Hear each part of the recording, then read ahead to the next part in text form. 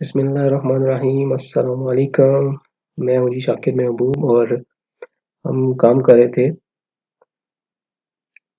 Payroll sheet के ऊपर जिसमें हमने कुछ वर्किंग जो है वो पहली वीडियो में ऑलरेडी कवर कर ली थी, जिसमें हमने एक हेल्पर शीट बनाई थी जिसमें हमने एक मंथ के डेज़ जो हैं वो ऑटोमेटिकली जनरेट किए हैं। और यहाँ पे हमने मेन क्राइटेरियाज़ दिए हुए हैं जिसमें हमने ईयर सिलेक्शन दी है और नीचे मंथ की ऑप्शन है। ये 2 मंथ, ईयर और मंथ आप सेलेक्ट करते हैं तो डेज़ जो हैं वो सी कॉलम में ऑटोमेटिकली जनरेट होते हैं based on the number of days in a month. इसके बाद यही शीट जो है हमारी अटेंडेंस शीट से लिंक्ड है। अटेंडेंस शीट में हमने मेन जो वर्किंग थी वो ऑलरेडी कर ली है। इसकी जो हेडिंग्स हैं टॉप, इसको हमने डेट उसी मेन शीट से लिंक किया हुआ है। जो मेन शीट है हमारी, इसमें डेट जो है वो कॉलम फॉर्म में है, लेकिन हमने यहाँ पे इसको इंडेक्स फार्मूला की मदद से रो फॉर्म में कन्वर्ट कर दिया। और इसके अलावा डेट को हमने कंडीशनल फॉर्मेटिंग कस्टम फॉर्मेटिंग में जाके जो डेट थी इसको 1 2 में कन्वर्ट किया और फिर इसी डेट को हमने डे नेम में कन्वर्ट कर लिया। इसके अलावा हमने कंडीशनल फॉर्मेटिंग यहाँ पे अप्लाई की हुई थी जिसमें ये होगा कि जैसे ही मंथ के डेज जो है यहाँ पे संडे आएगा तो संडे को ये संडे का जो कॉलम होगा वो हाईलाइट हो जाएगा ताकि आप जो डेट होगी उसमें मार्क ना कर सकें। इसके अलावा जो मेन पेरोल शीट है इसमें हमने जो बेसिक हेडिंग्स थी वो डाल दी हैं। इसके बाद हमने आईडीज, नेम और ग्रॉस सैलरी ले ली है। आज हम जो फर्दर काम करेंगे इसमें हम मेन पेरोल शीट है और ये टैक्स शीट है, इस पे काम करेंगे।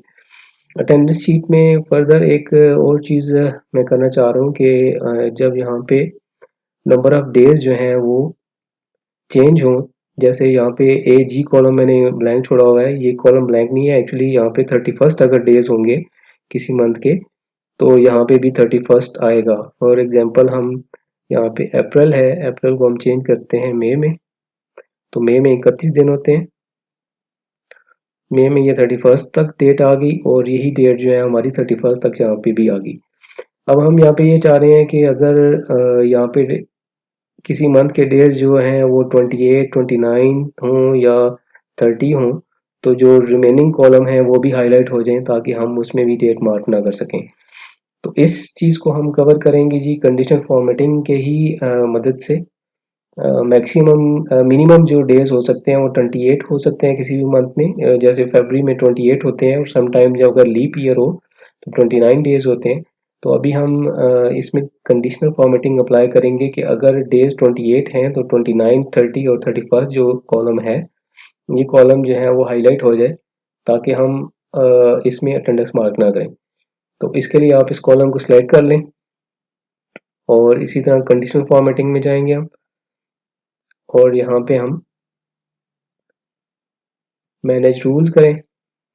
मैनेज रूल में जाके न्यू रूल ऐड करें और न्यू रूल में ये फार्मूला ऐड करेंगे हम और इसमें हम फार्मूला अप्लाई करेंगे is equal to this equals to blank. Blank के लिए जो है वो 2 बार इन्वर्टेड कॉमास अप्लाई करते हैं। और इसी तरह जो हमने ये कॉलम से फर्स्ट सेल को हमने रेफर किया है कि ये सेल ई ए ई जो है column column A E column में फर्स्ट सेल हमने रेफर किया है कि अगर ये सेल ब्लैंक हो तो ये पूरे जो कॉलम है नीचे तक ये हाईलाइट हो जाए। इसके लिए हमें ये करना होगा कि ये जो डॉलर साइन आ रहा है ये कॉलम से पहले जो आ रहा है ए ई से पहले इसको हम डिलीट कर देंगे।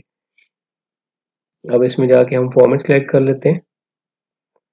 फॉर्मेट में जाके जी आप इसको फिल कर दें, रेड फिल कर देते हैं ताकि हमें आइडेंटिफाई हो जाए कि ये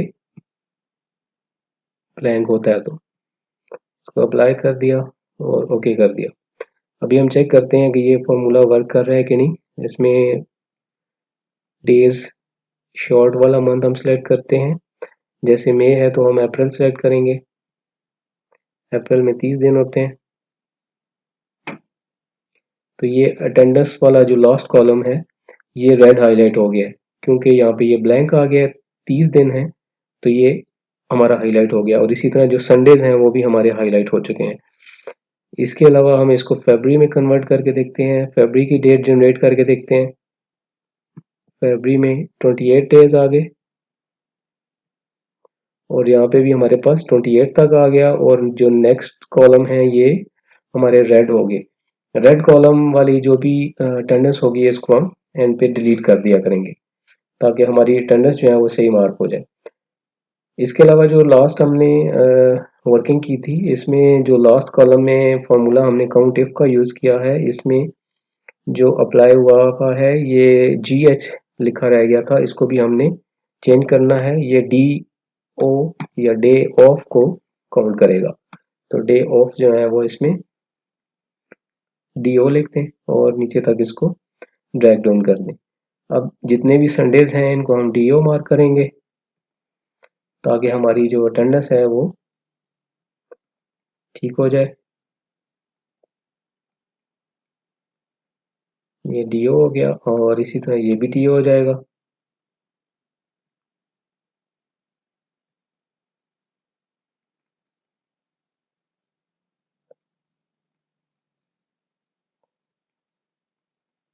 और बाकी इसमें आपने प्रेजेंट के लिए P यूज़ करना है। यहाँ पे हमने मेन जो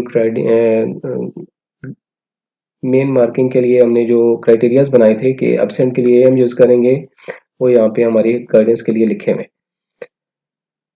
ओके जी, हम इसके बाद मेन शीट के ऊपर काम करते हैं। मेन शीट में हमने जो प्रेजेंट डेज हैं इनको रेफर करना है,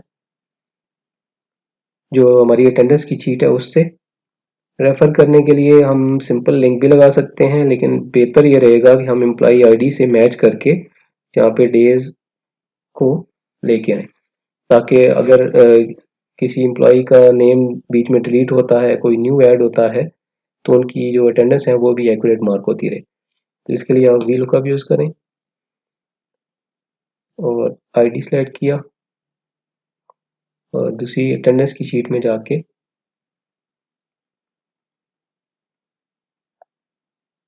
आईडी से सिलेक्शन करके एंड तक चले जाएं और प्रेजेंट डेज को सेलेक्ट कर लें।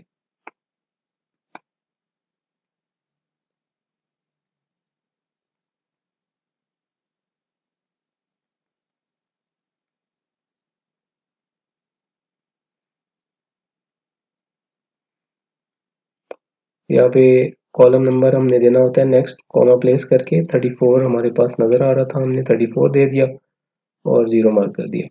अभी ये NA आ रहा है क्योंकि हमारी जो एम्प्लॉई नेम्स और आईडीज़ हैं वो वहाँ पे नहीं डली हुई, तो हम वहाँ पे अटेंडेंस वाली शीट में इसको डाल देते हैं।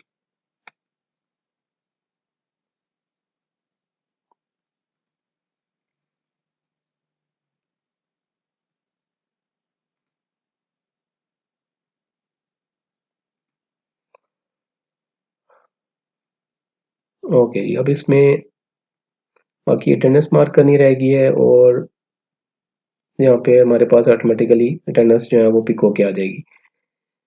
इस फार्मूला को हमने नीचे ड्रैग करना है। ड्रैग करने से पहले वही इम्पोर्टेंट पॉइंट कि इसको जो रेंजेस हैं इनको हमने फिक्स करना है। फिक्स करने के लिए F4 प्रेस करेंगे, कॉलम से पहले कर्सर को प्लेस करके ये हमने F4 करके इसको लॉक कर दिया, ताकि हम जैसे फार्मूला को नीचे ड्रैग करें तो ये कॉलम के जो रेफरेंसेस हैं वो चेंज ना हो, लिंक जो है वो चेंज ना हो।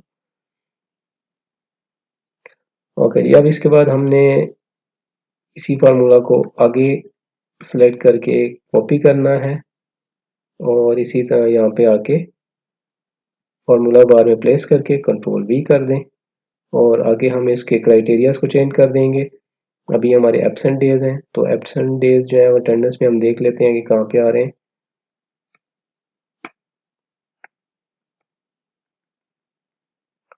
एब्सेंट डेज का कॉलम जो है वो बनता है जी हमारा 36। तो यहाँ जो कॉलम इंडेक्स 34 हमने दिया हुआ था इसको हम 36 कर देंगे। अब इसमें इसने रेफ का एरर इसलिए दिया है कि जो हमारी सिलेक्शन है वो ए एच तक हुई है, तो इस सिलेक्शन को हमने एक्सपेंड करना है ए एल तक, कॉलम ए एल तक एक्सपेंड करना है। तो इस ये जो सेकंड रेंज है इसको ए एल तक एक्सपेंड कर दें। तो ये भी हमारा एब्सेंट डेज का फार्मूला लग गया। इसके बाद हम इसी फार्मूला को दोबारा सिलेक्ट करेंगे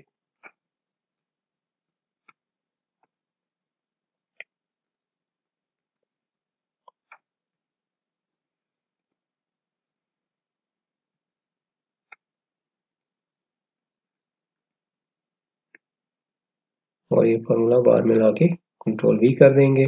अब इसमें हाफ डेज जो है हमारे, देख लेते हैं कहाँ पे आ रहे हैं। हाफ डेज हमारे एब्सेंट डेज से पहले आ रहे हैं, तो ये 36 था, तो ये कॉलम जो है 35 हो जाएगा। तो इसको हम 35 कर देंगे।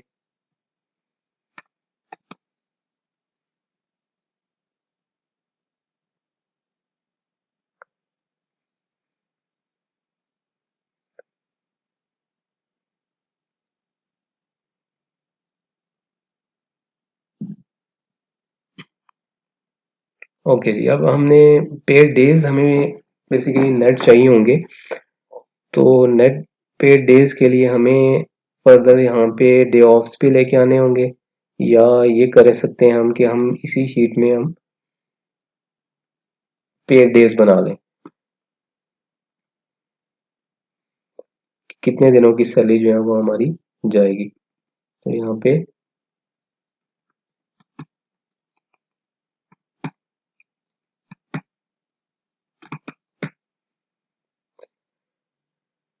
पेड डेज, जी पेड डेज होंगे हमारे present days plus day offs plus gazetted holidays minus absent days और plus half days. Half days चूंकि हाफ होंगे तो इसलिए हम इसको हाफ डेज को 2 से डिवाइड करेंगे। तो ये यहाँ पे हमारे 2 डेज हो गए। यहाँ पे हमने 2 हाफ डेज यहाँ पे लगाए हैं इनके, तो इस अटेंडेंस में हमारे 2 हाफ डेज का मतलब है 1 प्रेजेंट डे बन गया, 0.5 और 0.5 मिलके 1 हो गया। और यहाँ पे 2 गेस्टेड हॉलीडेज या डे ऑफ्स हैं, तो ये डे ऑफ्स मिलके हमारे 3 दिन टोटल पेमेंट के डेज बन गए। तो इस प्रेजेंट डेज को हम जो है वो फार्मूला में यहाँ ले लेते हैं, टोटल पेड डेज। यही फार्मूला हम कॉपी करते हैं, वही F2 करके कॉपी किया और यहाँ पे फार्मूला बार में प्लेस करके अप्लाई पेस्ट कर दिया। और इसका जो कॉलम का रेफरेंस है वो AM है, तो हम अपनी जो डाटा रेंज है AM तक कर देंगे और इसको हम रेफरेंस को 37 कर देंगे, क्योंकि हमारा जो कॉलम इंडेक्स है वो चेंज हो गया।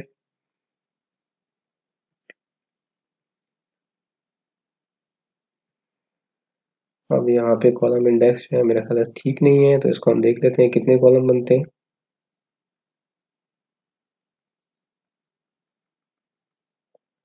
39, तो ये 39 बनता है कॉलम जिसमें हमारे टोटल पेड डेज आ रहे हैं।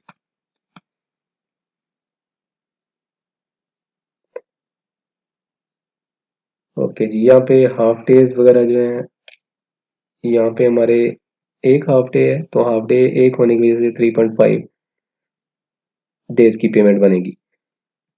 टोटल डेज के लिए हम ये कर सकते हैं कि हम जो फॉर्मूला है यहाँ मेन शीट से लगा देते हैं, plus this minus this 27 days. अब यहाँ पे 27 डेज इसलिए आ रहे हैं कि हमारी जो बोथ फार्मूला है वो इसमें से दोनों डेज को इंक्लूड कर रहा है, तो इसलिए एक 28 में से एक गया तो 27 आ गए, तो जबकि हमें यहाँ पे 28 ही चाहिए, तो इसमें हम +1 जो है मैनुअली ऐड कर देंगे। अब यहाँ पे हमने फार्मूला जो है वो इसको जो रेफरेंस है इसको लॉक करना है F4 की मदद से, ताकि हम नीचे फार्मूला कॉपी पेस्ट करें तो ये ठीक रिजल्ट दे। तो ये 28 डेज आ गए, जिसमें से पेड डेज जो है हमारे 4 हैं यहाँ पे फर्स्ट पर्सन के। अब यहाँ पे हमने ग्रॉस पैकेज बनाना है जी इस मंथ का। इस मंथ के ग्रॉस पैकेज के लिए हमने क्या करना है, जो टोटल सैलरी है इसको डिवाइड करना है जो total number of days in the month है, और मल्टीप्लाई कर देना है जो पेमेंट के डेज हैं उससे। तो ये हमारी इस मंथ की सैलरी यहाँ पे बनेगी। इसको हम राउंड कर देते हैं, राउंड का फार्मूला अप्लाई करेंगे और राउंड कर देते हैं up to 2 points of the week.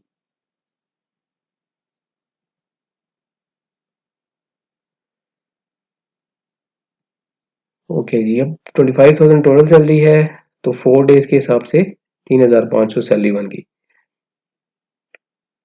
अब हमने जो सैलरी है इसको इन कैटेगरीज में डिवाइड करना है, डिस्ट्रीब्यूट करना है। तो इसको डिस्ट्रीब्यूट करने के लिए हम फार्मूला अप्लाई करेंगे। जो हमारी ग्रॉस पैकेज होता है नॉर्मली 60.6 होता है, इसको भी हमने डिवाइड नहीं मल्टीप्लाई करना था यहाँ पे स्टैटिक, और इसको भी हम राउंड का फार्मूला लगा देते हैं, राउंड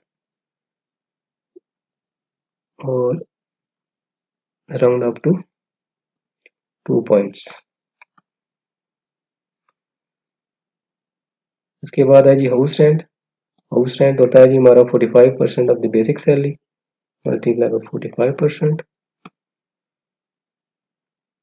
और ये ट्रैवल अलाउंस और ये हमारे होते हैं अब 10% ऑफ द बेसिक सैलरी, 10%। और इसी तरह ये जो है बेसिक का 10%। ओवर टाइम हमारे पास फिलहाल नहीं है, हम इसको सम करते हैं यहाँ पे। Basic salary, house rent, travel allowance, जो हमने सैलरी का ब्रेकअप बनाया इससे। यहाँ पे कोई फार्मूला जो है वो ठीक नहीं लगा हुआ। कौन सा ठीक नहीं लगा हुआ? ये वाला।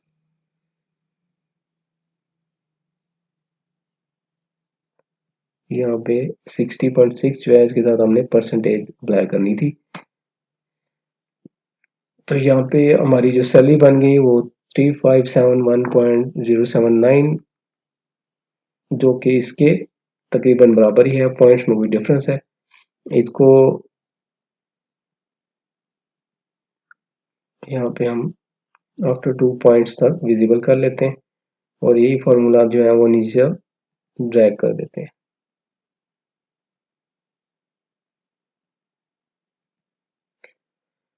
ओके जी, उसके बाद है जी प्रोविडेंट फंड कंट्रीब्यूशन। अगर आपका प्रोविडेंट फंड भी है, आपका एम्प्लॉयर आपको दे रहा है, तो इसको भी यहाँ पे अप्लाई करना है। अब ये नीचे आगे जो पोर्शन स्टार्ट हो गया है ये डिडक्शन का पोर्शन है, और प्रोविडेंट फंड कंपनी की अपनी पॉलिसीज होती हैं, डिफरेंट हो सकती हैं।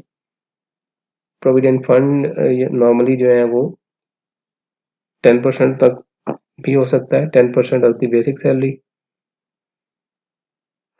यहाँ पे मैं जो है वो 10% ही रख रहा हूँ, और इसमें मैं राउंड का फार्मूला भी अप्लाई कर देता हूँ।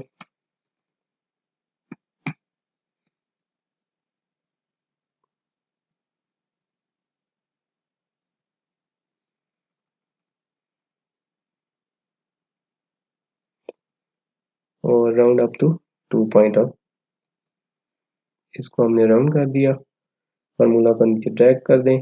इसके अलावा जी सैलरी एडवांसेस वगैरह कोई आपने दिए हुए थे तो वो डिडक्शन के लिए आप यहाँ पे अप्लाई करेंगे।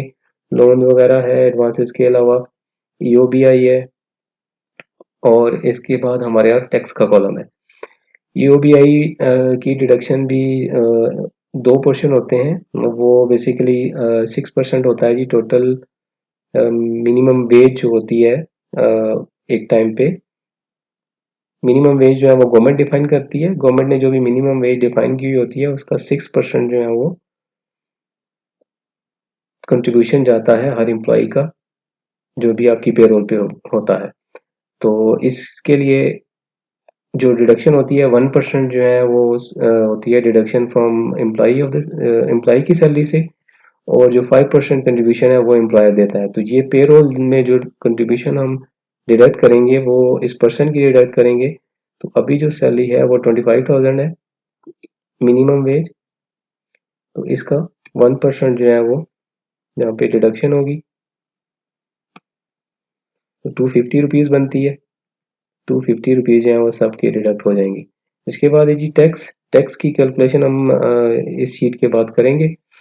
और टैक्स की जो वर्किंग होती है वो एडवांस में होती है, विदहोल्डिंग करनी होती है एम्प्लॉयर ने, इर्रेस्पेक्टिव कि आपने एक एम्प्लॉय को फुल ईयर की सैलरी अभी पे किया या नहीं किया। फॉर एग्जांपल अगर आप जुलाई की सैलरी बना रहे हैं जो टैक्स ईयर का फर्स्ट मंथ है, तो उस मंथ में ही आपने ये चेक करना है कि जो एम्प्लॉई है इसकी सैलरी टैक्सेबल बनती है कि नहीं। और इसको करने का तरीका ये है कि आप जुलाई की जो सैलरी है वो एक्चुअल कंसिडर करते हैं, और जो नेक्स्ट रिमेनिंग 11 महीने रह जाते हैं साल के, उन मंथ की आपने वही सैलरी सपोज करनी होती है जो उस पर्सन की टोटल सैलरी है। जैसे फॉर एग्जांपल यहाँ पे ये पर्सन है, एम्प्लॉई के है, इसकी सैलरी 1,50,000 पर मंथ है। तो जुलाई में जब आप वर्किंग कर रहे होंगे तो जुलाई में जो एक्चुअल पे बनेंगी उसको कंसिडर करेंगे, और जो नेक्स्ट मंथ 11 होंगे उनको 1.5 लाख से मल्टीप्लाई करेंगे। और वो सैलरी अगर 6 लाख से ऊपर चली जाती है तो 6 लाख से ऊपर जो अमाउंट होगी उसके ऊपर आपने टैक्स विदहोल्ड करना है, और उस मंथ की पेरोल से आपने उस पर्सन की पेरोल से आपने डिडक्ट करना है और गवर्नमेंट को जमा कराना है। तो इसकी वर्किंग जो है हम अभी इसके बाद करेंगे। फिलहाल हम यहाँ पे डिडक्शंस, टोटल डिडक्शंस का फार्मूला अप्लाई कर लेते हैं। सम हमारा बन जाएगा कि टोटल डिडक्शन जो है वो ये बनती हैं, और नेट पेमेंट जो है वो क्या बनेगी हमारी टोटल अर्निंग में से हम जो टोटल डिडक्शन है इसको लेस कर देंगे, तो नेट हमारी पेमेंट बन गई।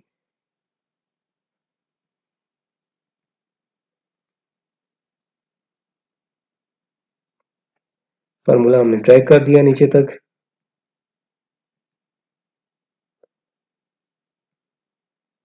ओके जी, अब हमारी टैक्स की वर्किंग रह गई है। टैक्स की वर्किंग जो है वो हम यहाँ पे बनाएंगे। टैक्स की वर्किंग में हमने 12 मंथ्स बनाने हैं, और 12 मंथ्स हमने जो एम्प्लॉय नेम और ग्रॉस सैलरी है वो यहाँ से ही हम उठा लेते हैं। आईडी, नेम और ये तीनों शीट, तीनों जो मेन कॉलम हैं ये हम यहाँ से उठा लेते हैं, और बाकी हम यहाँ पे मंथ्स बता देंगे।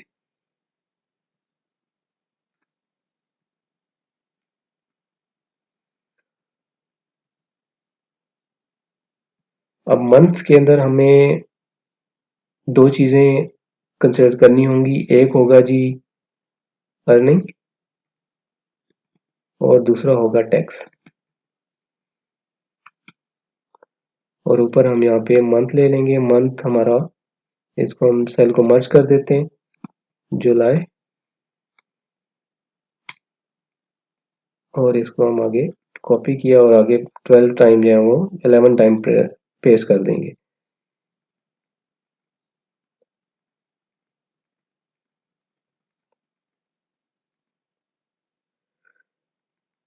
ओके, ये हो जाएगा अगस्त।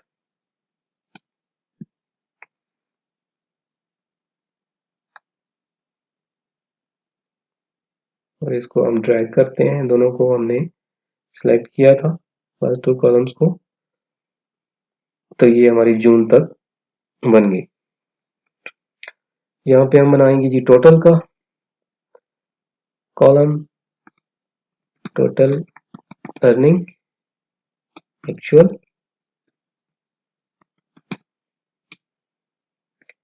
और नेक्स्ट हम बनाएंगे जी टेंटेटिव सैलरी, और इसके बाद हम नेक्स्ट बनाएंगे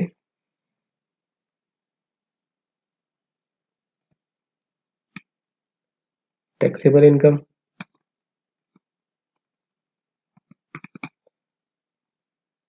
इसके बाद हम बनाते हैं जी एक टैक्स और द ईयर।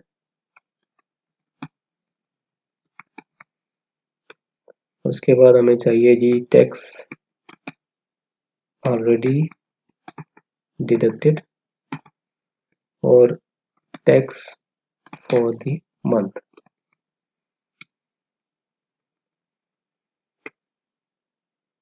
ओके जी, इसको रैप कर दें, सेंटर कर दें, यहाँ से भी सेंटर कर दें और जो हेडिंग्स हैं इनको हम बॉर्डर अप्लाई कर देते हैं।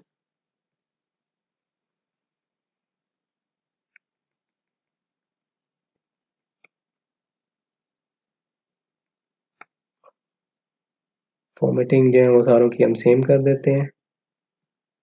रैप टेक्स्ट किया और सेंटर किया और ये भी सेंटर कर दिया और इसको हम बोल्ड कर देते हैं।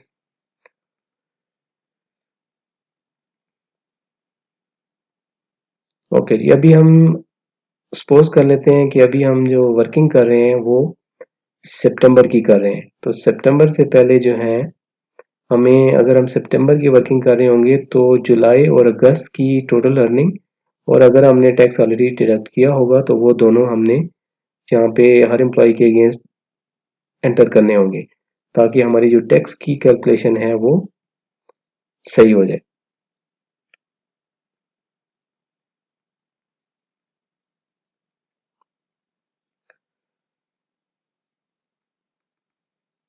इससे पहले हम जो है वो अटेंडेंस को मैं जल्दी से फिल कर लेता हूँ।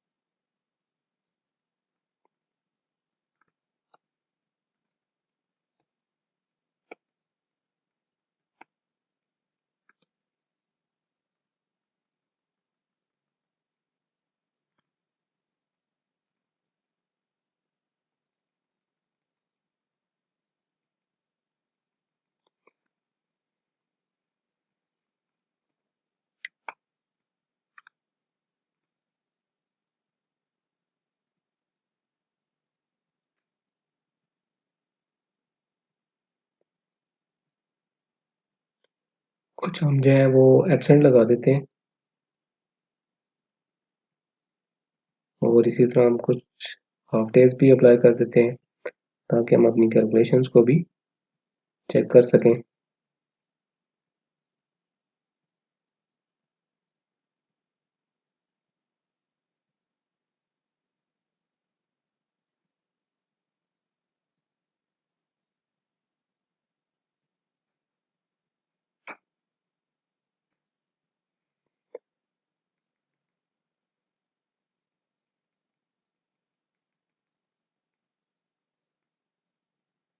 ओके जी, फर्स्ट पर्सन जो है इनके फुल प्रेजेंट डेज जो है वो 5 हैं और हमारे जो संडेज आ रहे हैं वो 26 प्रेजेंट डे जो है 26 हैं और डे ऑफ जो है वो 5 हैं।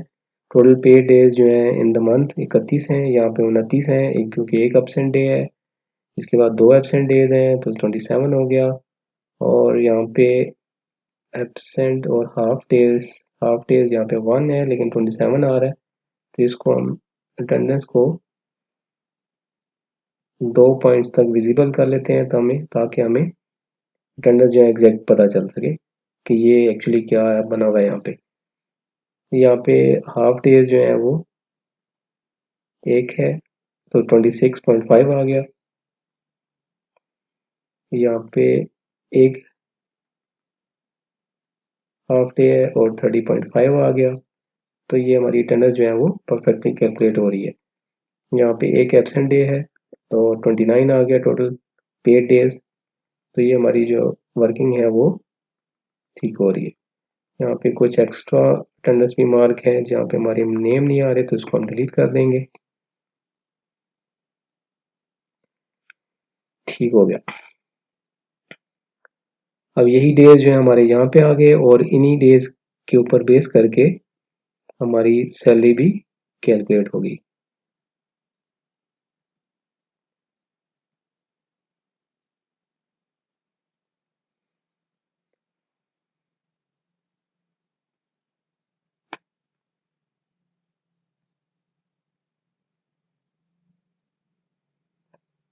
ओके जी, EOBI जो है वो फिक्स है, मिनिमम वेज से लिंक्ड है, तो इसलिए उसमें कोई चेंज नहीं आई।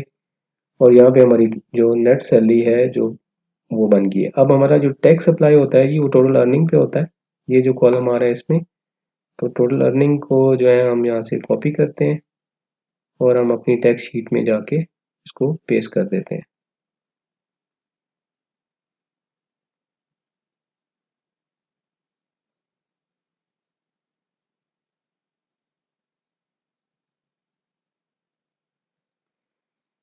टैक्स हमने अभी कैलकुलेट नहीं किया हुआ, क्योंकि हमारी जो करंट सैलरी है वो जुलाई की हम बना रहे हैं। हम एक मंथ बाद में भी बना के देख लेंगे, पहले हम फर्स्ट जुलाई की मंथ की कैलकुलेशन करके देखेंगे। ओके जी, टैक्स शीट में हमें नंबर ऑफ मंथ्स चाहिए होंगे, जितने मंथ्स में हमने टैक्स को डिस्ट्रीब्यूट करना है, और इसके अलावा हमें जो टोटल अर्निंग टेंटेटिव अर्निंग हमने डालनी है वो भी हमें ऐड करनी होगी। तो सबसे पहले तो हम एक्चुअल अर्निंग का फार्मूला लगा लेते हैं। इसके लिए हम सम इफ का फार्मूला लगा लेते हैं। सम इफ, और हमने रेंज दे देनी है यहाँ तक टोटल, और क्राइटेरिया हमने दे देना है जी अर्निंग। एंटर किया।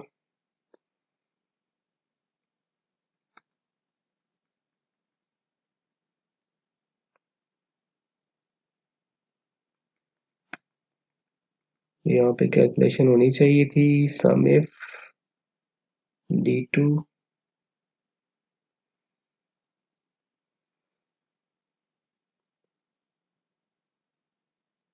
रेंज दे दी। ओके, हमने सम रेंज जो है वो नहीं दी, फार्मूला में सम रेंज भी हमने देनी थी। दोबारा से हम वही रेंज सेलेक्ट कर देते हैं और एंटर। अब इसमें एक चीज़ और हम छोड़ गए, और वो ये थी कि हमने जो क्राइटेरिया दिया हुआ है वो एग्जिस्ट करता है रो नंबर 2 के ऊपर। तो हमें जो डाटा रेंज है उसको, यहाँ पे D3 है तो D3 के बजाय हमें D2 करना पड़ेगा, ताकि हमारी जो सिलेक्शन है वो ऊपर जो हेडिंग वाली है वो भी हो जाए, कि हमारा जो डाटा रेंज आ रही है वो रो नंबर 2 से रो नंबर 3 तक है, और जो हमने सम रेंज दी है वो D3 दी है, और हमने जो सिलेक्शन का क्राइटेरिया दिया है वो हमने D2 दिया है। तो जैसे ही हमने एंटर किया हमारी अमाउंट आ गई। अब इस फार्मूला को हमने नीचे ड्रैग डाउन करना है। ड्रैग डाउन करने से पहले हमने कुछ चीज़ें फिक्स करनी होंगी, जैसे हमारा जो मैचिंग क्राइटेरिया है कि अर्निंग को मैच कर रहा है सिस्टम। तो अर्निंग हमारी D2 है, तो D2 को हम जो है यहाँ पे फिक्स करेंगे F4 की मदद से। इसके बाद हम जो नेक्स्ट रेंज है इसको हमने फिक्स नहीं करना, इसको हमने नीचे ड्रैग करवाना है, ताकि जैसे ही हम नीचे रो 4 के ऊपर इसको कॉपी करें तो AA3 के बजाय AA4 हो जाए।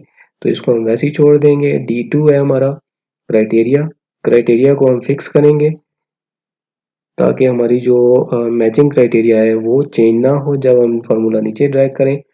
और हमारी जो सम रेंज है उसको भी हम डायनेमिक छोड़ेंगे, क्योंकि हमने नेक्स्ट जो फार्मूला में कॉलम जिसको हमने सम करना है वो D4 है, तो इसको हम वैसे ही छोड़ेंगे, तो ये D3 से D4 हो जाएगा। तो ये हमने दो चीज़ें फिक्स कर दी, और फार्मूला को नीचे ड्रैग कर देंगे।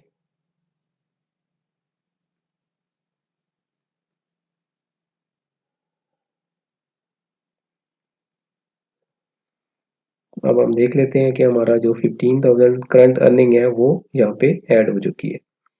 ओके जी, यहाँ से हमारी अर्निंग ऐड हो जाया करेगी। इसके बाद हमने टेंटेटिव सैलरी बनानी है जी। टेंटेटिव सैलरी कितने मंथ्स की आएगी पहले तो हमें वो चाहिए होगा। अब टेंटेटिव मंथ्स के लिए हम अगर कोई ऐसा फार्मूला निकाल लें कि जैसे हमने अभी सम इफ का फार्मूला लगाया है और इसमें हमने अर्निंग एक जो ऐड कर दी है, ये इसको काउंट ना करे और बाकी जो अर्निंग के कॉलम्स हैं इनको काउंट कर ले। कि अर्निंग के कॉलम एक जैसे ये है, 2 है, 3 है और आगे इस तरीके से सो ऑन हमें यहाँ पे नंबर ऑफ मंथ्स मिल जाएँ कि कितने मंथ्स की अर्निंग अभी तक हमने पुट अप नहीं की हुई। तो इसके लिए हमें फार्मूला बनाना। अभी हमें यहाँ पे टेंटेटिव मंथ्स चाहिए कि अगर जुलाई की सैलरी आप प्रोसेस कर रहे हैं तो एक मंथ की जो सैलरी है वो एक्चुअल ऐड हो और जो रिमेनिंग मंथ्स हैं उनकी टेंटेटिव सैलरी या जो बेसिक सैलरी है, टोटल ग्रॉस सैलरी है किसी भी पर्सन की एक मंथ की, वो उसमें ऐड हो जाए। तो इसके लिए फार्मूला यूज़ करेंगे हम सम इफ्स का।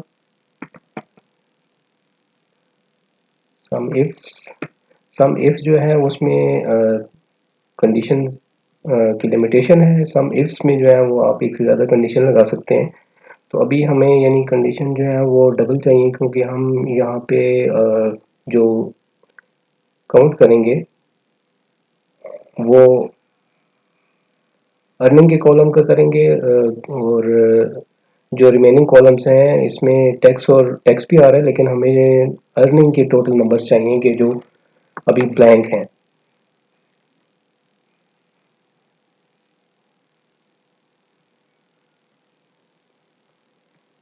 तो इसके लिए हम सम इफ नहीं सॉरी काउंट इफ्स का फॉर्मूला यूज़ करेंगे। रिमेनिंग सेल्स को काउंट करने के लिए काउंट इफ्स का फॉर्मूला यूज़ करेंगे और दो कंडीशंस हम लगाएंगे कि हमारी टोटल जो अर्निंग के कॉलम्स हैं इनको ऐड करें और इसमें जो कॉलम्स ब्लैंक हैं वो सिर्फ उनको ऐड करें। तो इसके लिए हम काउंट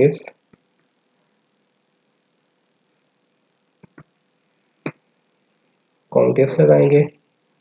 फर्स्ट में हमने जो रेंज देनी है वो ये कॉलम्स की जो हेडिंग्स हैं ये देनी है क्योंकि यहाँ से हमने टोटल अर्निंग जो अर्निंग है इसको ऐड करना है और फर्स्ट कॉमा प्रेस किया और जो फर्स्ट क्राइटेरिया है वो हमारा अर्निंग का कॉलम है तो अर्निंग का कॉलम दे दिया। और नेक्स्ट इसके बाद हमने क्या करना है जी, हमने सेकंड रेंज देनी है। सेकंड रेंज के लिए हम जो जिस पर्सन के हम डेज कैलकुलेट करने लगे हैं, रिमेनिंग मंथ्स कैलकुलेट करने लगे हैं, इसका डाटा रेंज दे देना है। और इसमें क्राइटेरिया क्या होगा, क्राइटेरिया होगा ब्लैंक। तो ब्लैंक्स के लिए आपको पता है कि डबल कोट्स यूज़ होते हैं जो डबल इन्वर्टेड कॉमर्स हैं। तो डबल इन्वर्टेड कॉमर्स जो है वो हम अप्लाई कर देंगे और एंटर। तो यहाँ पे हमारा काउंट जो है 11 आ गया है।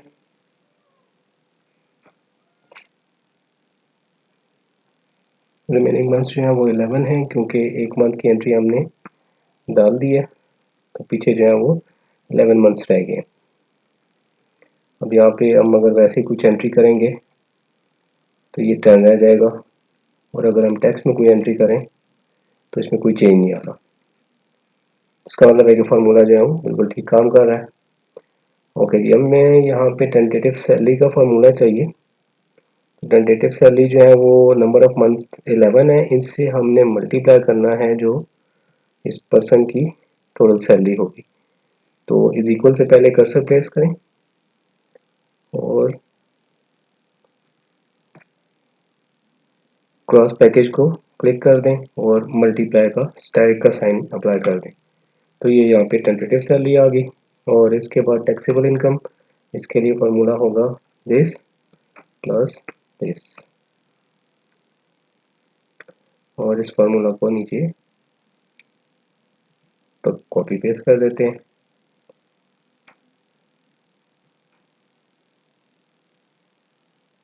ओके, यहाँ पे हमने जो कॉलम वाला क्राइटेरिया दिया था कॉलम हेडिंग्स का जिसमें हमने अर्निंग को सिलेक्ट किया था, जो फर्स्ट हमारा ये एरिया बनता है इसको हमें लॉक करना पड़ेगा क्योंकि ये फार्मूला जैसे ही नीचे कॉपी पेस्ट हुआ है तो as per standard Excel working ये वो सेल जो है वो नीचे मूव हो गए हैं। तो ये आप देख सकते हैं कि यहाँ पे हेडिंग्स जो हैं वो हेडिंग से नीचे चले गए हैं। तो आपने जो हेडिंग का कॉलम सेलेक्ट किया हुआ है रो नंबर 2 D2 से ये इसको आप F4 की मदद से लॉक कर देंगे और इसी तरह इसको भी लॉक कर देंगे और बाकी आपका D2 है, D2 में आपकी अर्निंग है तो अर्निंग को भी लॉक करेंगे, और बाकी जो आपका नीचे वाली रेंज है इसको आपने उसी तरह रहने देना है, और इसको आप नीचे आप ड्रैग डाउन कर दें तो ये एक पर्सन की टैक्सेबल इनकम बन गई है कि अप्रोक्सीमेटली जो इनकी इनकम है वो इतनी बनेगी। इसके बाद है जी टैक्स फॉर द ईयर हमने कैलकुलेट करना है, और नीचे एक नेक्स्ट कॉलम में हमने ऑलरेडी गुड टैक्स डिडक्टेड होगा तो वो हमने यहाँ पे ऐड करना आना है। तो उसके लिए हम यहाँ पे हमने काउंट करने के लिए काउंट इफ्स का फार्मूला यूज़ किया, तो यहाँ हम सम इफ्स का फार्मूला यूज़ करेंगे। सम इफ्स, क्योंकि हमें टैक्सेस जो हैं वो एक से ज़्यादा कॉलम्स हैं, और जिस कॉलम में भी एंट्री होगी वो ये ऐड कर देगा। सबसे पहले है जी सम रेंज,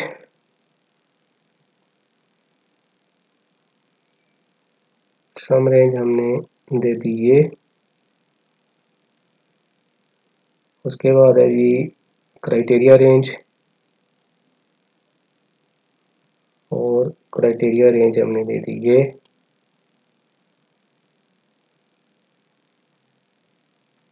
और उसके बाद कॉमा प्लेस करेंगे तो हमने क्राइटेरिया देना है, तो क्राइटेरिया में आप टैक्स जो है मैनुअल भी लिख सकते हैं, और कहीं पे ऑलरेडी ये यहाँ पे जैसे टैक्स लिखा हुआ है तो हम इस कॉलम को इस एक सेल को सिलेक्ट कर देंगे तो ये ऐड हो जाएगा। अब यहाँ पे हम टैक्स की वैल्यू किसी में पुट करके देखते हैं, तो ये फार्मूला काम कर रहा है। इसमें पुट करते हैं तो टैक्स में कोई चेंज नहीं आया।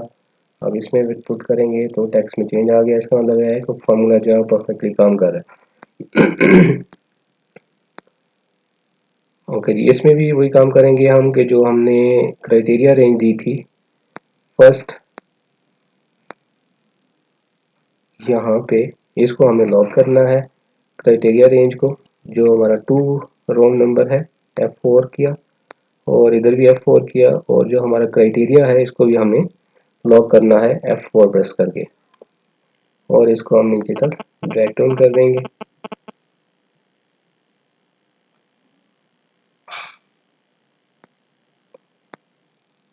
और एंड पे हम एक फार्मूला अप्लाई करेंगे जो फॉर द मंथ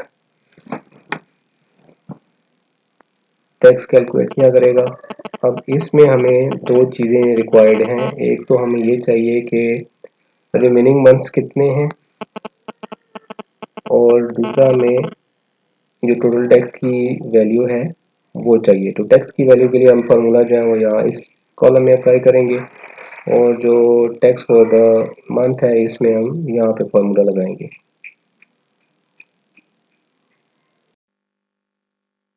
यहाँ पे हम अप्लाई करेंगे कि टैक्स रेट्स, और टैक्स रेट्स के लिए मैंने ऑलरेडी एक डिटेल में वीडियो बनाई हुई है जिसमें मैंने सारा एक्सप्लेन किया है कि सैलरी की टैक्सेशन जो है वो किस से होती है। अगर आप वो वीडियो भी देखें तो आपको उसमें भी काफ़ी चीज़ें यूज़फुल मिलेंगी। यहाँ पे मैं एक डिफरेंट तरीके से यूज़ करूँगा फार्मूला। उस वीडियो में मैंने जो फार्मूलाज थे वो लिंक किए थे, और स्लैब रेट्स जो है वो मैंने एक्सेल में बना के एक टेबल सा बना के उसमें लिंक किए थे। यहाँ पे मैं डायरेक्ट जो है वो रेट्स अप्लाई करूँगा, डिफरेंट तरीके से फार्मूला कैलकुलेट करा के दिखाऊँगा आपको। तो फार्मूला स्टार्ट करेंगे जी, फार्मूला यूज़ करेंगे हम इफ का। सबसे पहली कंडीशन हमारी पहले हम स्लैब्स देख लेते हैं। स्लैब्स मैंने गूगल करके यहाँ पे ऑलरेडी जो है वो एक्सेल में डाल दी है। सबसे पहले जो स्लैब है हमारी 6 लाख तक की इनकम की है जिसके ऊपर जीरो टैक्स है। 6 लाख तक यानी इनकम जो अगर अगर होगी सैलरी परसेंट की तो वो एग्जम्प्ट होगी। 6 लाख से 12 लाख तक ये टैक्स होगा, और इसी तरीके से ये 7 स्लैब्स हैं ये मैंने यहाँ पे डाल दी, और इन्हीं स्लैब्स की वजह से हम जो है वो फार्मूला जो है वो आगे कंटिन्यू करते जाएंगे। तो सबसे पहले जो है वो 6 लाख है जी, तो हम 6 लाख की ये सिंगल कंडीशन है तो हम इसका फार्मूला यूज़ करेंगे। और फर्स्ट वैल्यू जो है हमारी जो टैक्सेबल इनकम है वो ये है, दिस इज लोअर देन और इक्वल टू 6 लाख, देन क्या होगा, जीरो होगा, अदरवाइज क्या होगा, इसका फॉर्मूला फिर स्टार्ट हो जाएगा और यहाँ पे एंड की कंडीशन ये अप्लाई होगी क्योंकि हमारे पास दो लॉजिक्स है नेक्स्ट। और नेक्स्ट जो कंडीशन है वो ये है कि टैक्सेबल इनकम जो है वो ग्रेटर है या इक्वल है, ग्रेटर है और इक्वल है 6 लाख 1 रुपये से। और सेकंड कंडीशन क्या है वो 12 लाख से छोटी है। तो ये पहले हम जो है वो टैक्सेबल इनकम के कॉलम देंगे। एडी कॉलम में हमारी टैक्सेबल इनकम है तो एडी कॉलम का लिंक दे दिया हमने और इसको हमने अब लोअर करना है और इक्वल करना है 12 लाख के। देन फॉर्मूला क्या अप्लाई होगा, अगर ये वैल्यू 2 है तो फॉर्मूला होगा कि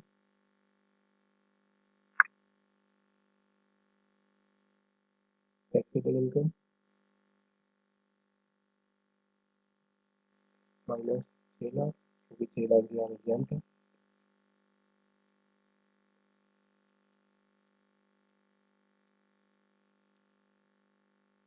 और नेक्स्ट जो हमारा फर्स्ट स्लैब का रेशो है वो है 2.5%।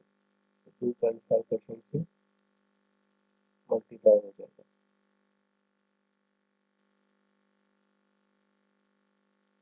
और कॉमा। और इसके बाद हम जो है वो नेक्स्ट कंडीशन लगाएंगे। यहाँ पे हम फार्मूला को स्टॉप करते हैं पहले और पहले हम जो है वो नेक्स्ट स्लैब देख लेते हैं और उसके रेट्स देख लेते हैं जो वो क्या है।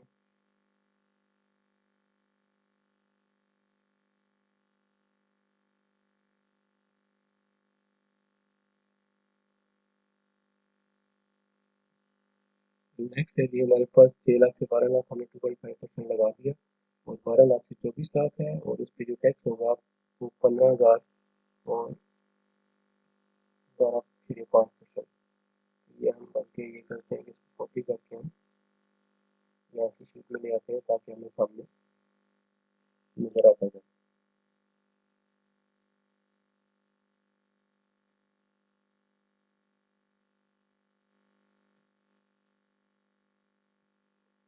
जी हमने यहाँ तक जो कंडीशंस हैं वो लगा दी हैं। अब नेक्स्ट स्लैब है हमारी ये वाली जिसमें 24 लाख से बड़ी है फिगर और 36 लाख तक है। तो यहाँ जो एंड पे हमने एंटर 2.5% किया था इसके बाद हम कॉमा लगाएंगे और हमारी नेक्स्ट फार्मूला स्टार्ट हो जाएगा इफ पैरेंथेसिस और एंड लगाएंगे क्योंकि हमने डबल कंडीशन लगानी है।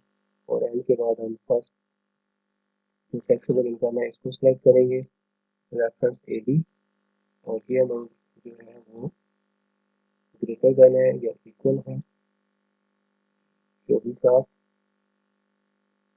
1 रुपये से। और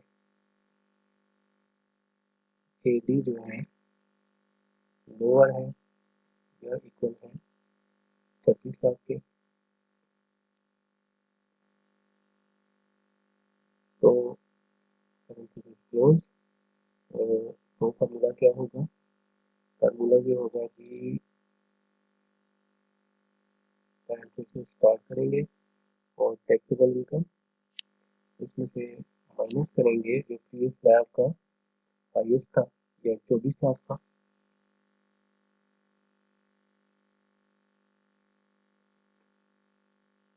पैरेंथेसिस क्लोज। और जो रिजल्टेंट वैल्यू आएगी उससे मल्टीप्लाई करेंगे 20% से और प्लस करेंगे उसमें 1,65,000 जो यहाँ पे ये फिगर आ रही है 1,65,000 और 20%। और नेक्स्ट कंडीशन स्टार्ट हो जाएगी फिर हम एक लिखेंगे एंड लगाएंगे। एंड यूज होता है more than one condition logics लेने के लिए। और अब जो हमारी स्लैब है वो ये है 36 लाख से 60 लाख तक। तो हम वैल्यू देंगे सबसे पहले टैक्सेबल इनकम से लिंक करेंगे और ये वैल्यू है ग्रेटर देन और इक्वल टू 36 लाख 1 रुपये से। और taxable income again less than है या इक्वल है 6 मिलियन के। कंडीशन हमारी पूरी हो गई। और अगर ये इस कंडीशन में फॉल करता है तो क्या होगा, करेंसी में स्टार्ट टैक्सेबल इनकम माइनस किया प्रीवियस लैब का हाईएस्ट। प्रीवियस लैब जो है हमारी 24 से 36 वाली थी, तो 36 लाख माइनस करेंगे इसमें से, करेंसी क्लोज, और जो रिजल्टिंग वैल्यू आएगी उसको मल्टीप्लाई करेंगे 25% से, और उसमें ऐड करेंगे 4,05,000 जो फिक्स वैल्यू है। और ये फिक्स वैल्यू बेसिकली होता ही है कि जो इस वैल्यू का हाईएस्ट टैक्स होता है, जो मैक्सिमम बन सकता है स्लैब में, वो वैल्यू होती है। तो 4,05,000 और 25% होगा एडिशनल 36 लाख से ऊपर जितनी भी वैल्यू होगी उसका। तो ये कंडीशन कंप्लीट हो गई। नेक्स्ट अगली कंडीशन स्टार्ट करते हैं, वही फार्मूला इफ का एंड सेकंड कंडीशन। और अब जो हमारा स्लैब है वो है 7 लाख से 12 मिलियन। फर्स्ट वही taxable income is greater than और इक्वल टू 7 लाख 1 रुपये से, और taxable income is lower than और इक्वल टू 12 मिलियन से।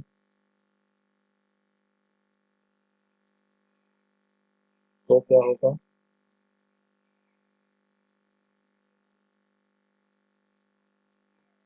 लॉजिक पूरी हुई। लॉजिक के बाद हमने देना है कि क्या करें अगर ये लॉजिक फुलफिल होती है, तो इसमें से माइनस करें प्रीवियस लैब का हाईएस्ट, टैक्सेबल इनकम में से 7 लाख माइनस कर दें, 83 माइनस, और जो रिजल्टेंट आए इसको मल्टीप्लाई कर दें 32.5% से, और उसमें प्लस कर दें 1,005 कंप्लीट। नेक्स्ट हमारी जो लॉजिक है वो सिंगल है कि 12 मिलियन से ऊपर जितनी भी वैल्यू होगी उसको 35% टैक्स लगेगा, और जो इसकी प्रीवियस लैब थी 12 मिलियन तक की, उसका जो फिक्स टैक्स बनता है 2.9 मिलियन वो इसमें ऐड हो जाएगा। तो अभी हम जो है वो इसका फॉर्मूला स्टार्ट करेंगे और एंड नहीं लगाएंगे, क्योंकि हमें सिंगल कंडीशन लगानी है। If this value is greater than और equal to 12 million 1 rupees, then क्या होगा, करेंसी से स्टार्ट करेंगे, क्योंकि हमने यहाँ पे इस टैक्सेबल इनकम में से जो प्रीवियस लैब का हाईएस्ट था 12 मिलियन वो लेस करना है, और जो रिजल्टेंट आए उसको मल्टीप्लाई करें 35% से, और उसमें ऐड कर दें 2,955, और एंड पे हम एक जीरो जो है वो भी अप्लाई कर देंगे।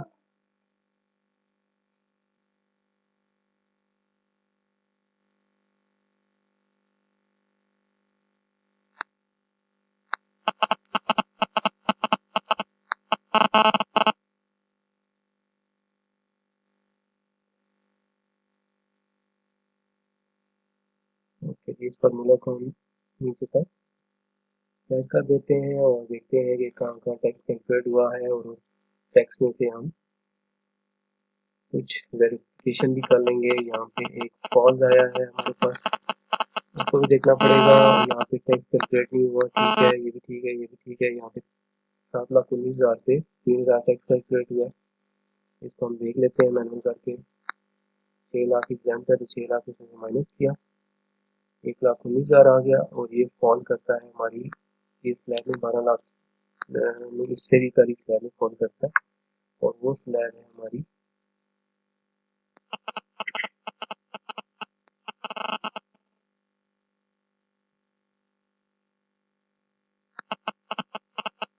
ये वाली 6 लाख से 12 लाख, इस पे 2.5% है।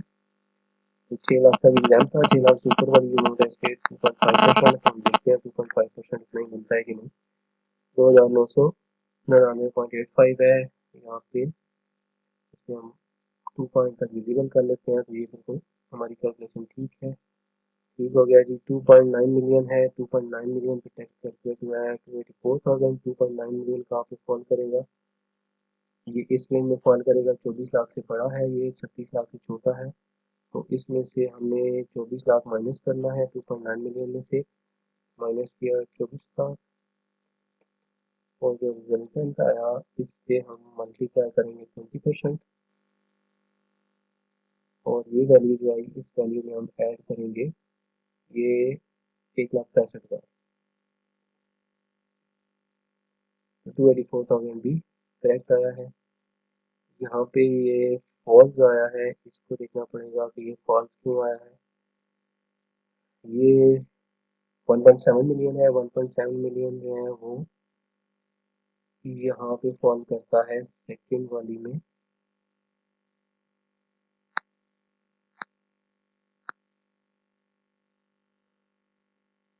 17 लाख है, तो 17,97,000 फॉल करेगा यहाँ से 12 लाख से 24 लाख वाली में।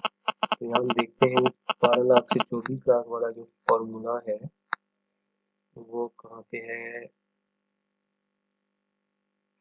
जो फर्स्ट स्टेप होगी ये 24 लाख और 36 लाख, 12 लाख से 24 लाख कहाँ पे है। 12 लाख से 24 लाख स्लैब हम यहाँ पे मिस करके है। 12 लाख से 24 लाख की स्लैब हमने 12 लाख से 24 लाख 12.5% वाला जो रेट है वो हमने नहीं अप्लाई किया। ये फर्स्ट स्लैब हो गया 2.5% का, और ये 20% का ये आ गया डायरेक्ट। हमने ये 12 लाख से 24 लाख वाली जो स्लैब है ये डाली नहीं है इसमें। हम यहाँ पे ये इसके बाद हम एक स्लैब ऐड कर लेते हैं। आसान तरीका ये है कि आप इस फॉर्मूला को कॉपी करें यहाँ पर। ये एक कंप्लीट लॉजिक है, तो इसमें आप यहाँ पे इसको कॉपी करें, पेस्ट किया, और यहाँ पे कॉमा मिस हो गया था, कॉमा अप्लाई कर देते हैं। और इसमें क्या होगा, ये 1,65,000 15,000 हो जाएगा, और ये जो 20% है ये 12.5% हो जाएगा। और ये जो रेंज है वो 24 लाख की बजाय जो हमारी प्रीवियस स्लैब बनती है वो 12 लाख है, तो 12 लाख हो जाएगी। और ये जो स्लैब्स हैं दो, ये हो जाएंगी 12 लाख 1 रुपये से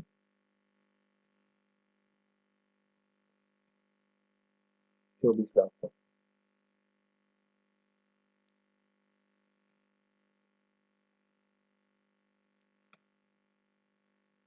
ठीक हो जाएगी। अब इसको नीचे ट्रैक कर देते हैं फॉर्मूला को, तो ये हमारी कैलकुलेशन यहाँ पे भी बन के आ गई।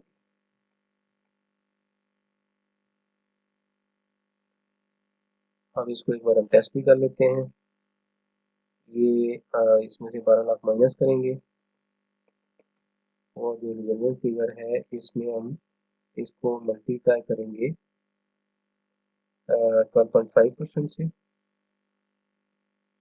इस मल्टीप्लाई बाय 12.5%, और जो वैल्यू आई है इसमें हम ऐड करेंगे 15%। तो ये बन जाता है 8965। परफेक्ट हो गया। ये राउंडेड है इसलिए 89,695 आ रहा है, यहाँ पे 696 आ रहा है। तो कैलकुलेशन हमारी बिल्कुल ठीक है। ओके, अब नेक्स्ट चैलेंज रह गया जी हमारा tax for the month. Month में हमने ये करना होगा कि टैक्स की कॉलम्स को भी हमने काउंट करवाना होगा कि जितने कॉलम्स ब्लैंक हैं उतने कॉलम से, नंबर ऑफ कॉलम से ये डिवाइड कर दे। यानी अगर जैसे काउंट का फार्मूला हमने यहाँ भी यूज किया था टेंटेटिव सैलरी बनाने के लिए, इसी तरीके से हम यही काउंट का फार्मूला अब टैक्स मंथ्स काउंटिंग के लिए भी बनाएंगे। वही फार्मूला हम यूज करेंगे, इक्वल टू, यहाँ पे हमें एक कॉलम और भी ऐड करना चाहिए जिसमें हम टैक्स बैलेंस शो करेंगे।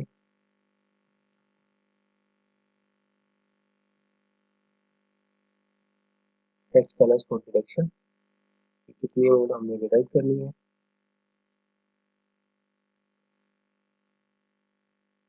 और टैक्स फॉर द मंथ हम यहाँ पे लगाएंगे। तो सबसे पहले तो हमें काउंट करना है कि टैक्स के मंथ जो है वो कितने ब्लैंक है। तो वही काउंट इफ्स का फार्मूला। काउंट इफ्स फर्स्ट हमारा criteria range one, criteria range one दे देंगे हम।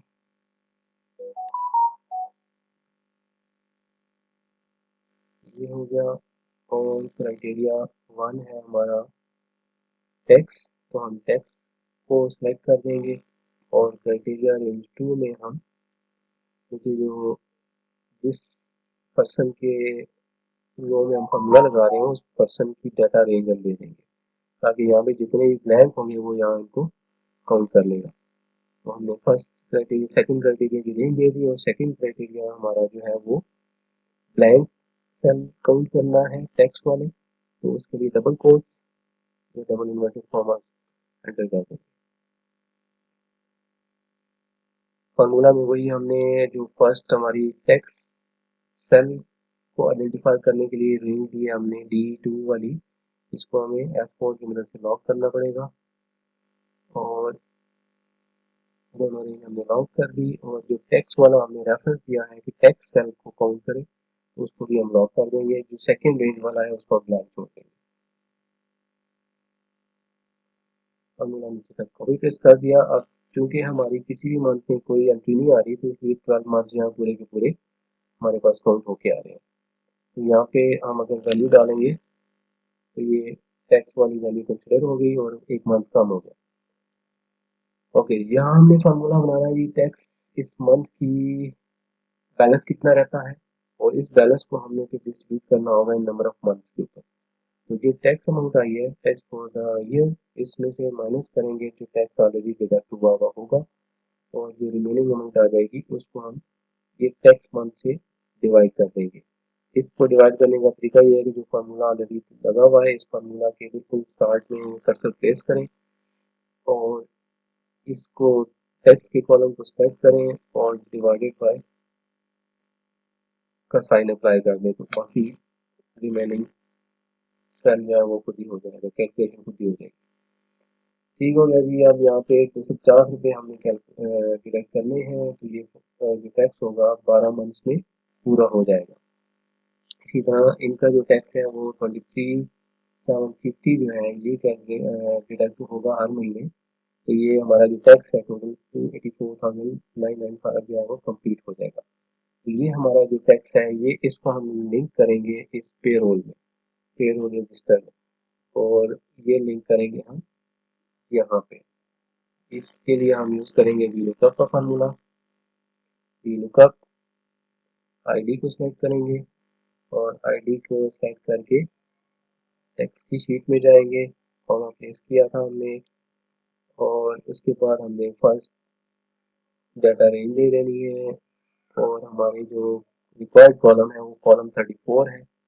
इस 34 कॉलम का हम कॉलम इंडेक्स दे देंगे। VLOOKUP के फार्मूला के ऊपर मैंने और भी वीडियोस बहुत सारी बनाई है, अगर किसी को भी समझ नहीं आ रही हो, मैं थोड़ा क्विकली कर रहा हूँ, तो ये आप डिटेल से वहाँ पे देख सकते हैं। और अगर मेरे से भी पूछना चाहते हैं तो आप वीडियो के कमेंट्स में आप मेरे से पूछ सकते हैं, मैं आपको उसका रिप्लाई कर दूंगा। तो ये यहाँ पे टैक्स की वैल्यू हमने लुकअप के फार्मूला से पिकअप कर दी। रेंजेस को हमने लॉक करना है क्योंकि हम सेम शीट के ऊपर काम कर रहे हैं, हमारा वी लुकअप यहाँ सेम शीट पे है, तो इसलिए यहाँ पे हम इसको लॉक करेंगे और इस फार्मूला को नीचे ड्रैग कर देंगे। तो ये यहाँ पे टैक्स की कैलकुलेशन जो है वो क्या आ गई है, और इस पर्सन की जो नेक्स्ट जो टोटल अर्निंग है उसमें से रिडक्शन हो गया 225,000। अब टोटल अर्निंग जो थी वो 249,000 बनती थी, 2,49,975। और जो टोटल डिडक्शन बनती है जिसमें एक टैक्स है, एक प्रोविडेंट फंड है और एक EOBI है, ये 23,999 रुपये बनती है। और नेट पेएबल जो है वो ये आपकी सैलरी है, और ये सैलरी आपने इन पर्सन को पे करनी होगी। ये था जी एक डिटेल में पेरोल रजिस्टर, जिसमें हमने सारी कैलकुलेशन जो है वो ऑटोमेट कर दी है। यहाँ पे जस्ट आपने एम्प्लॉइज का नाम इंटर करना होगा और इसके बाद जो है वो बाकी वर्किंग ऑटोमेटिकली हो जाया करेगी। आपने अटेंडेंस लगानी होगी जस्ट, और अटेंडेंस के बेस के ऊपर आपकी जो कैलकुलेशन है ये शीट आपको accurately depending upon the present days of the person आपको ये सारी कैलकुलेशन करके देगा। जैसे यहाँ पे पर्सन की जो प्रेजेंट डेज है वो 26.5 है, 23 दिन यहाँ प्रेजेंट है, और यहाँ पे 2 एब्सेंट डेज हैं और एक हाफ डे है, तो 2.5 दिन ये कट जाते हैं। एब्सेंट डेज 2 हैं, हाफ डे 1 है, तो 26.5 जो है ये डेज आई थिंक यहाँ पे ये कुछ है, फार्मूला को देख लेते हैं। 23 के बाद जो है वो 26 कैसे आ रहा है, ये है जी 117 7, हाफ डे प्रेजेंट 1 है, डे ऑफ है, और यहाँ पे 26 26 कैसे आ रहा है, 23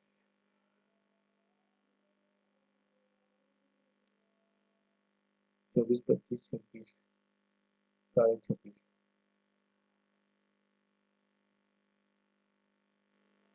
यहाँ पे फार्मूला में हमने सारी कंसिडरेशन की हुई है। 31 दिन बनते हैं इस मंथ के, 31 में से हमने निकालने हैं 2 और 2.5। यहाँ पे डेज जो है वो ठीक नहीं आ रहे। हमने A21 है, आई फार्मूला जो है वो क्या लगाया हुआ है हमने,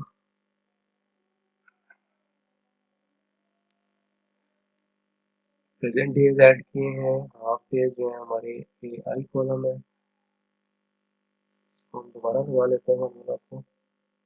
26 दिन ये भी पे करने होते हैं हमने, इसके बाद हमने पे ऑफ पे करने हैं, डेज पे करनी है, एब्सेंट डेज हमें माइनस करने हैं, और माइनस करना है हमने हाफ डे को, इससे डिवाइड कर देंगे हम 2 से,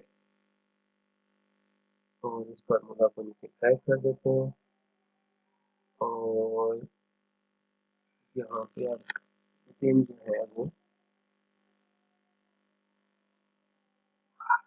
25 आ गए, 25.5। यहाँ पे डिडक्शन जो है वो अभी भी ज्यादा हो रही है। 23 दिन ये कैसे आ रहे हैं इसको देख लेते हैं हम।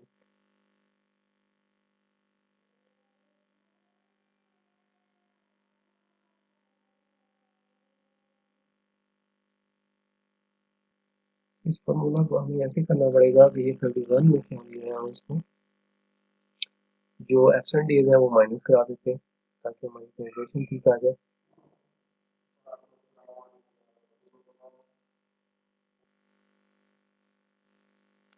इसको आप सिंपल जो है पर शीट में हमें डेज का या स्टार्ट डे और एंड डेज दिए हैं, तो उसमें आप ये फॉर्मूला लगा दें, highest value minus lowest value.